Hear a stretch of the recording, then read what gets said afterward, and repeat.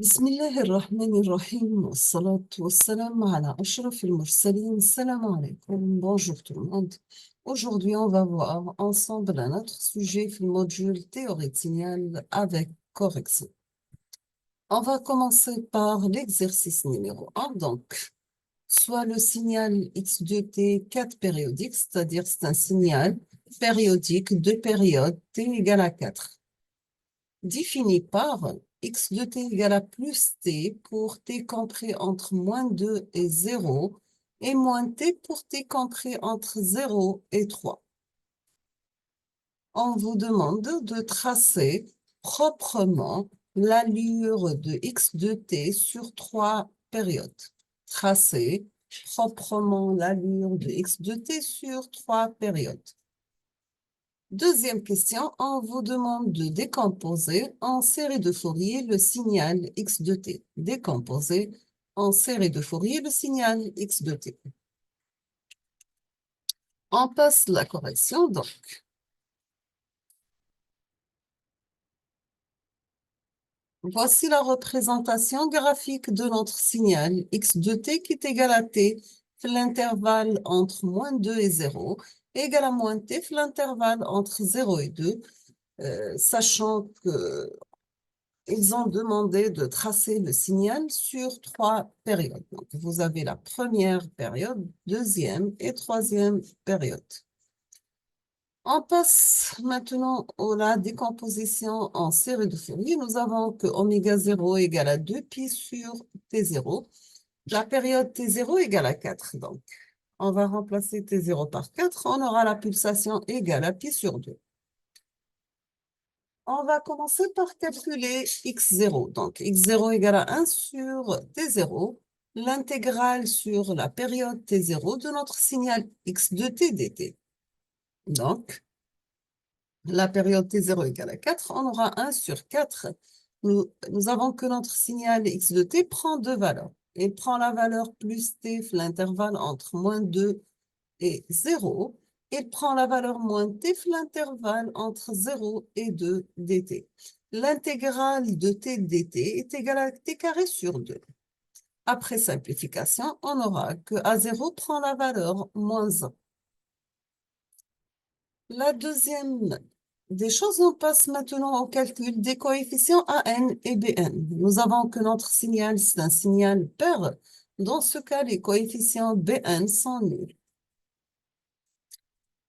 On va passer au calcul des AN. Donc, on aura 2 sur T0, l'intégrale sur la période T0 de notre signal x de t par cosinus n oméga 0 t dt.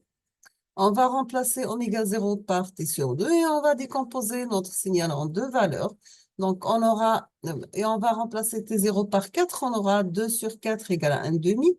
L'intégrale entre moins 2 et 0 de t par cosinus 1 pi sur 2 t dt. Plus à l'intégrale entre 0 et 2 de moins t cosinus 1 pi sur 2 t dt.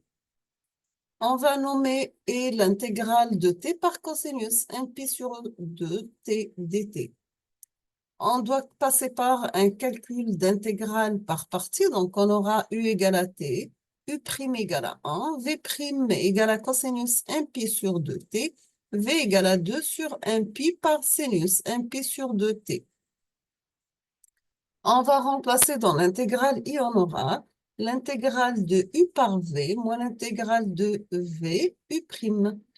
On aura e égale à 2t sur 1 pi sinus 1 pi sur 2t moins l'intégrale de 2 sur 1 pi sinus 1 pi sur 2t dt. L'intégrale de sinus, c'est cosinus moins cosinus.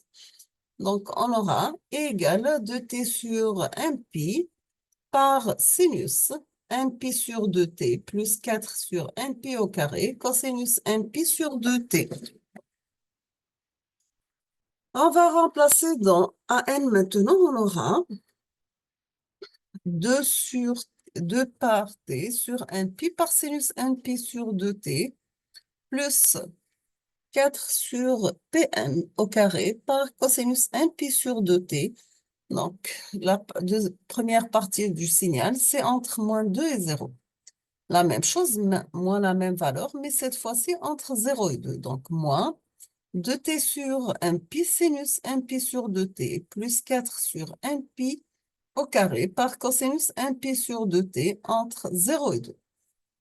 Après simplification, donc on aura sinus 0, c'est 0, cosinus, cosinus 1 pi, on va la remplacer par moins 1, donc on aura A1 égale à 4 sur Pn au carré, multiplié par 1 moins cosinus n pi. Car on va remplacer le t par 2, donc on va simplifier le 2 par 2, ça reste cosinus n pi. On va discuter selon les valeurs de n, est-ce que n pair ou bien impair. Si on va remplacer n par 2k, on aura les coefficients an égale à 0. Pour n égale à 2k plus 1, on aura an égale à 8 sur... Donc, on aura cosinus n pi égale à moins 1. Moins 1, moins c plus 1 c'est 2. 2 par 4, c'est 8. On aura an égale à 2 sur pi par 2k plus 1 élevé au carré. Si nous avons n égale à 2k plus 1 égale à 1, on va avoir le k égale à 0. À la fin, on peut écrire notre signal x de t de la forme moins 1 plus une somme de k varié de 0 à plus l'infini de 8 sur pi par 2k plus 1 élevé au carré, cosinus de k plus 1 par pi sur 2 par t. Nous sommes arrivés à la fin de cet exercice sur la décomposition en série de Fourier en utilisant un signal périodique triangulaire. Je vous remercie infiniment pour votre attention. N'hésitez pas si vous avez des questions et à la prochaine vidéo. Merci beaucoup.